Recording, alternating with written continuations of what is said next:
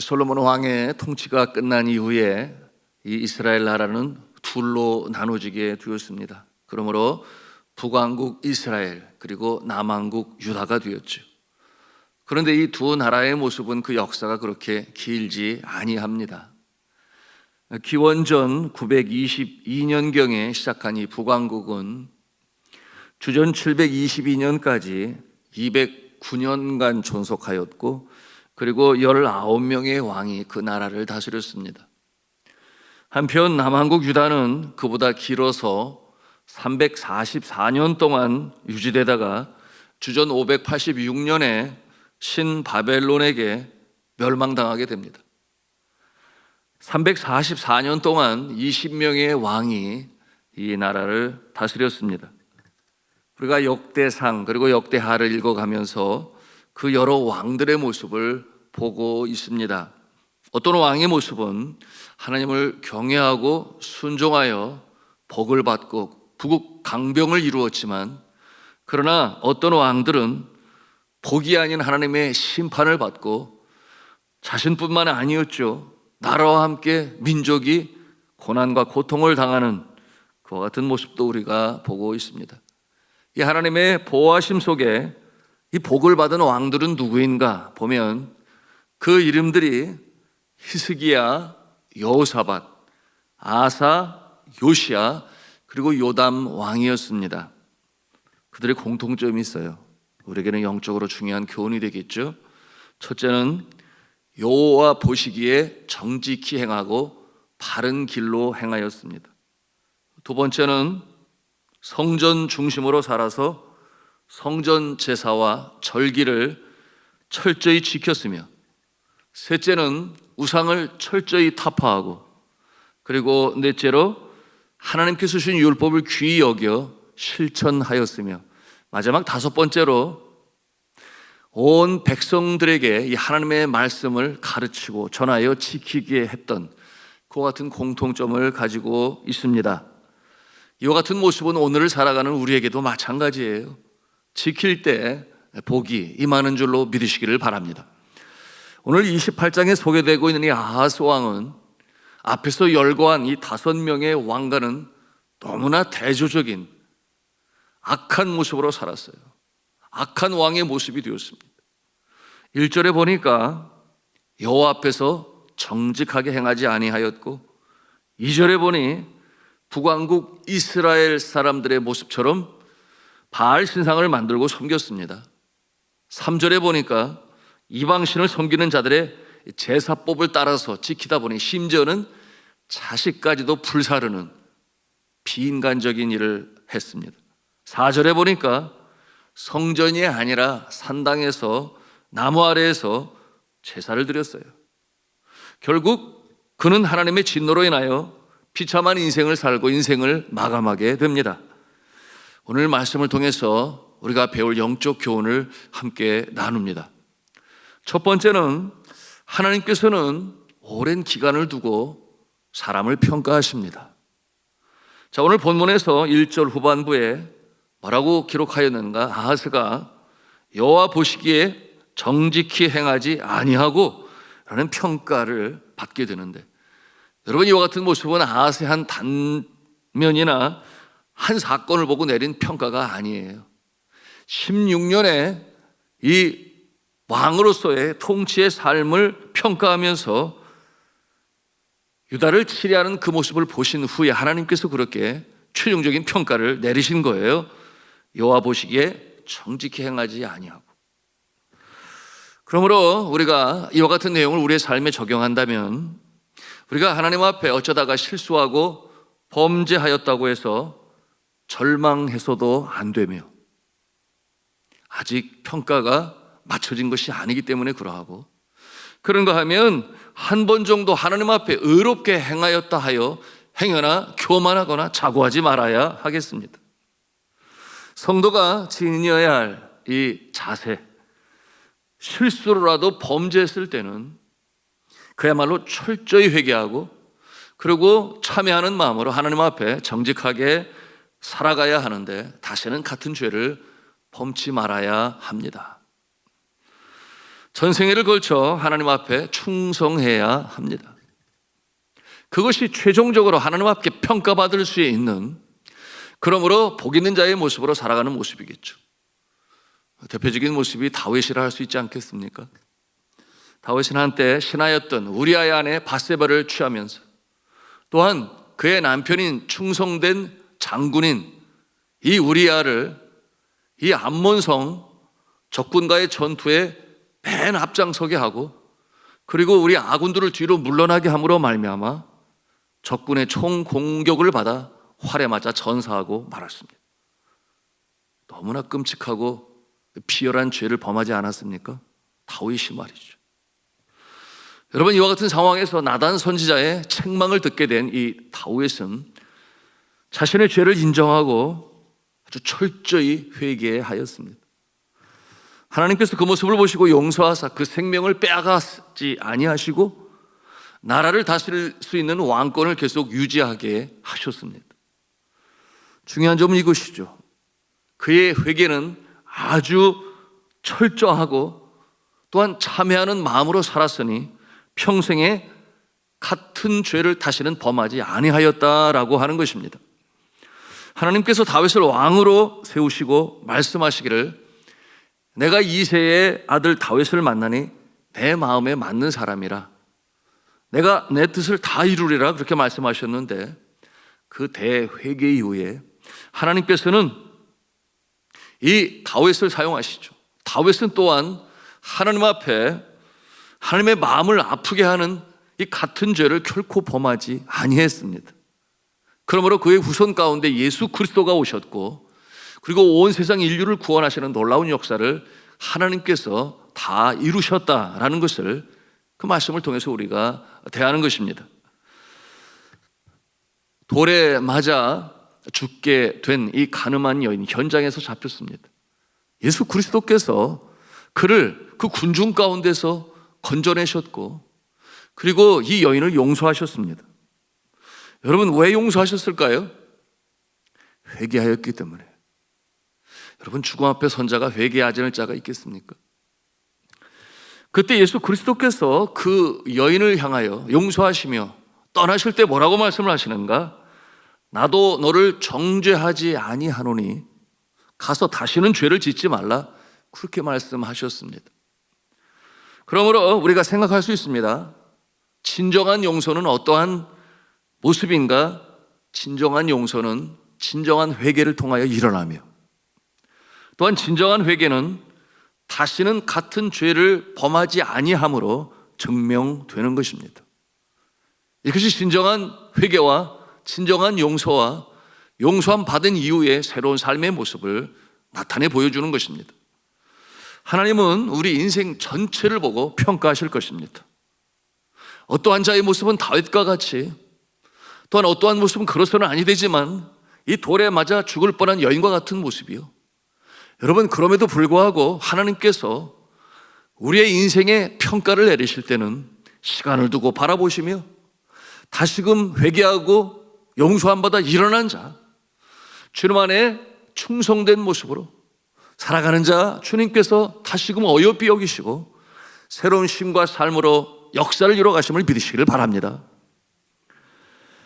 이처럼 다시금 용서로 내미시는 주님의 손길을 잡고 일어나 여러분, 우리의 삶이 빛 가운데 거하며 하나님의 계획하신 일들을 온전히 이루어나가시는 복된 인생이 되시기를 주님의 이름으로 축원합니다. 그런가 하면 두 번째, 회개하지 않을 때 심판이 임합니다. 오늘 말씀에 소개되는 이 아하스는 하나님의 심판을 받아요. 이웃 나라들의 침략을 당하고 전쟁에서 패합니다. 처음에는 이 북동쪽에 위치한 아람 군대의 침략을 받아 전쟁의 패함으로 많은 사람들이 죽어요. 그리고 두 번째는 북왕국 이스라엘의 침략에 패하여 많은 사람들이 또한 죽었습니다. 다음으로 에돔 나라의 침략에 당해야 했으며, 이어 블레셋 군대에 의하여 당하여 남방의 성읍들을 빼앗겼습니다. 여러분, 이 정도 되면 회개하고 하나님 앞에 돌아와 서야 되는 거 아니겠습니까? 근데 아하스가 그러지 아니에요. 회개하지 아니합니다. 나중에 아수르의 침공을 당하게 되고, 그리고 성전과 왕궁 안에 있는 기물, 보물, 왕궁 안에 있는 보물뿐만 아니라 방백들의 이 재물까지 거두어서 아수르 왕에게 바쳤지만 그러나 소용이 없다. 이 같은 내용이 오늘 성경에 기록되어 있습니다. 여러분, 그의 가장 큰 범죄는 우상 숭배였어요. 하나님께서 가장 싫어하는 것이죠. 그러므로 너는 너를 위하여 나 외에 다른 신을 두지 말라. 하나님께서 10계명의 제1계명으로 말씀하셨습니다. 이어 2계명으로 너희는 너희를 위하여 우상을 만들어 섬기지 말라. 그렇게 말씀하셨습니다. 여러분, 그의 삶의 가장 높은 자리에 모시고 섬겨야 할 하나님이 아니라 그 자리에 우상을 앉히고 섬겼던 것입니다. 오늘날에도 세상에는 하나님을 마음에 모시기를 싫어하는 사람들 많이 있어요. 대신 그 자리에 이 세상으로부터 쫓아온 이생의 자랑, 육신의 정욕, 안목의 정욕, 여러분 그 모습을 가장 높은 자리에 올려놓고 그것이 바로 우상이 되어 거기에 얽매인 모습으로 여러분 열심히 수고하고 땀을 흘리며 살아가지만 거기에 얽매인 모습으로 여러분 그것이 인생의 행복의 조건인 줄 착각하고 여러분 살아가는 모습을 얼마나 많은지 알 수가 없습니다. 이것이 너희의 신이다 라고 하는 책이 있는데요, 이것이 너희의 신이다.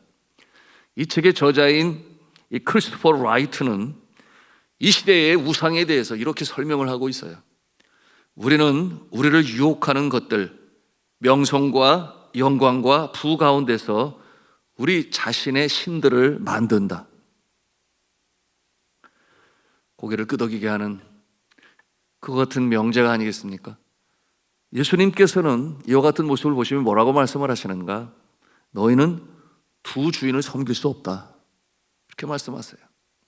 무슨 뜻이겠어요? 하나님과 이 재물, 맘몬이라고도 하죠. 하나님과 맘몬 중 하나만 주인이 되어 섬겨야 하며 둘 다 주인으로 섬길 수는 없는 것이다. 그와 같은 내용이죠. 그러므로 자신의 마음을 차지하고 있는 가장 중요시 여기는 것, 어떤 사람에게는 그것이 권력이요, 어떤 사람에게는 명예요, 어떤 사람에게는 물질이요, 어떤 사람에게는 건강이요, 어떤 사람에게는 자녀일 수 있습니다. 그 모든 것이 다 귀하고 좋은 것이에요. 그런데 문제는 무엇이에요? 거기에 마음을 다 빼앗기지 말고 하나님께 내 마음을 드려 내가 아닌 하나님께서 그 모든 것을 주장하시고 다스릴 수 있도록 나의 권한을 온전히 주님 앞에 드릴 때, 그때 비로소 우리는 이 우상 숭배의 유혹으로부터 벗어나는 것입니다. 왜냐하면 하나님께서 책임지시고 그의 사랑하시는 자녀들, 그의 사랑하시는 자녀들의 일이라든지 생업이라든지 자녀라든지 건강이라든지 사명이라든지 하나님께서 책임지시고 주장하시고 인도하신다 하는 것이, 그런데 정작 그 모든 것을 주시고 주관하시는 창조주를 배제하고 그저 눈에 보이는 그것을 가지고 이것이 나의 마음에 주가 되어 빼앗기고 거기에 몰두한다면 거꾸로 된 것이죠. 그것이 바로 우상이라고 하는 것입니다.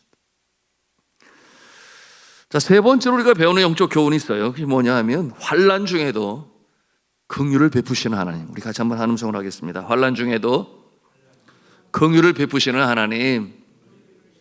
네, 유다 왕 아하스 이 범죄로 인하여 결국 유다 왕국에 쳐들어온 이웃 나라 북왕국 이스라엘, 여러분 커다란 시련에 봉착하게 되죠. 이 북왕국 이스라엘이 유다를 침략하여 무수한 재물과 20만 명에 달하는 여러분 백성을 포로로 끌고 간 것이었습니다. 여러분 그 장면을 우리가 오늘 함께 읽은 본문의 내용인데, 그런데 하나님께서는 이 절망적인 상황에서 이 포로가 된 이스라엘, 이 남왕국 유다의 백성들을 구하시고자 선지자 오뎃을 그들에게 보냅니다. 과연 북왕국 이스라엘 권세자들이 이 선지자 오뎃의 이 전하는 말씀을 들을까요? 자, 11절 말씀, 북왕국을 향한 5대 선지자의 말씀을 우리 함께 보겠습니다. 같이 읽습니다. 시작. 그런즉 너희는 내 말을 듣고 너희의 형제들 중에서 사로잡아온 포로를 놓아 돌아가게 하라. 여호와의 진노가 너에게 임박하였느니라 한지라. 그 말을 들은 이스라엘의 우두머리 몇 사람이 마음의 찔림을 받아서 전쟁에서 돌아오는 자들을 막아요. 왜 막아서는가? 포로들과 함께 돌아오지 말아라, 이런 내용이죠. 그래서 어떻게 행합니까?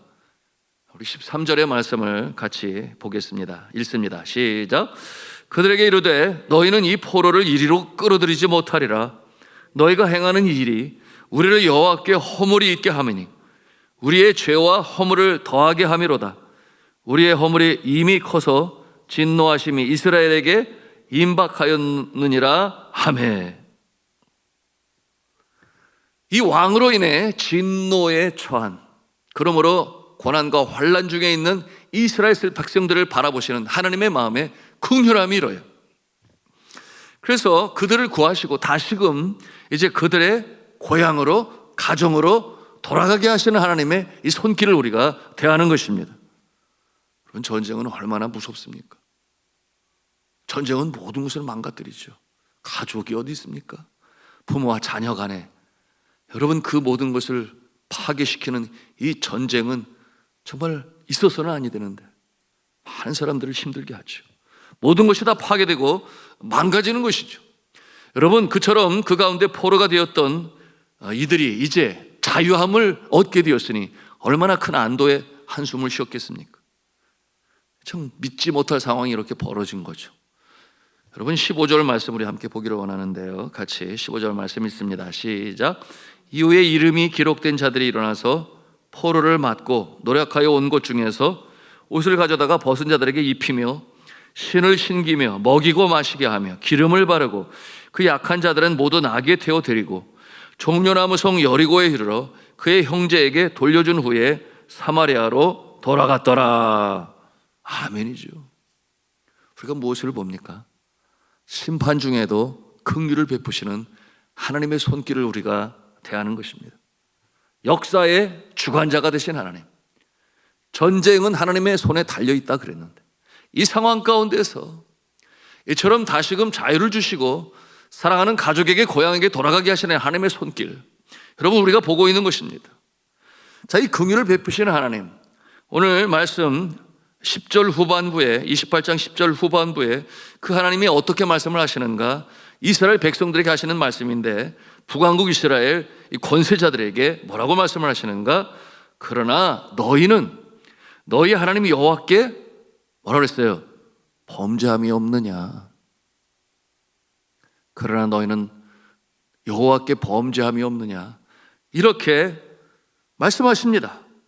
이 선지자 오뎃, 그 입술을 통하여 북왕국 이스라엘에게 주시는 책망인 것이에요. 너희는 여호와께 범죄함이 없느냐? 여러분, 그 말씀이 그들의 가슴을 찔렀습니다. 그리고 용서의 근거가 된 것이죠. 우리가 누군가의 잘못을 용서할 수 있는 것은 바로 주의 말씀인데 너희는 여호와께 범죄한 것이 없느냐? 바로 그 양심의 소리가 울려 퍼질 때 용서의 역사가 나타나는 거죠. 그것이 바로 예수 그리스도께서도 우리에게 주신 말씀입니다. 하나님께서는 이 환난 중에도 용서하시고 긍휼히 여기사 구원을 베푸셨습니다. 무엇을 바라시겠습니까? 왜 용서하시고 긍휼을 베푸셨을까요? 회개하고 돌이키게 하시기 위하여, 다시금 주님 앞에 정직히 행하고 주의 법도를 행하게 하시기 위하여 이처럼 긍휼을 베푸시고 용서하신 것입니다. 그런데 그럼에도 불구하고 이 아하스 왕은 끝까지 회개하지 아니했습니다. 그리고 그 결과는 하나님의 저주를 받아 심판과 비참한 인생으로 마감하고 맙니다. 그렇다면 여러분, 우리는 어떠해야 하겠습니까?